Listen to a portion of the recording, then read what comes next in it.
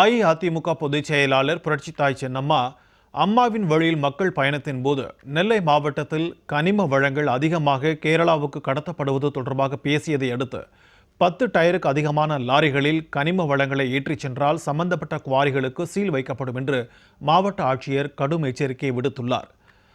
அஇஅதிமுக பொதுச் செயலாளர் புரட்சித்தாய் சின்னம்மா நெல்லை மாவட்டத்தில் கடந்த 13ஆம் தேதி முதல் 18ஆம் தேதி வரை பல்வேறு இடங்களில் அம்மாவின் வழியில் மக்கள் பயணம் மேற்கொண்டார். நெல்லை மாவட்டத்தில் இருந்து கனிம வளங்கள் அதிகமாக கொள்ளையடிக்கப்படுவதாகவும் மிகப்பெரிய லாரிகளில் கனிம வளங்கள் கொள்ளையடிக்கப்பட்டு கேரளாவுக்கு கடத்தப்படுவதாகவும் அப்போது புரட்சித்தாய் சின்னம்மா குற்றம் சாட்டினார். இதனைத் தொடர்ந்து அதிகமான கனிம வளங்களை லாரிகளில் ஏற்றிச் சென்றால் அவர்கள் மீது கடும் நடவடிக்கை எடுக்கப்படும் என மாவட்ட ஆட்சித்தலைவர் கார்த்திகேயன் எச்சரிக்கை விடுத்துள்ளார். இது புரட்சித்தாய் சின்னம்மா மக்கள் பயணத்தின் போது மக்கள் கோரிக்கையை வலியுறுத்தி பேசியதால் கிடைக்கப்பெற்ற மிகப்பெரிய வெற்றியாகும். இதுகுறித்து மாவட்ட ஆட்சியர் பொதுமக்களுக்கு ஒரு அறிவிப்பை வெளியிட்டுள்ளார்.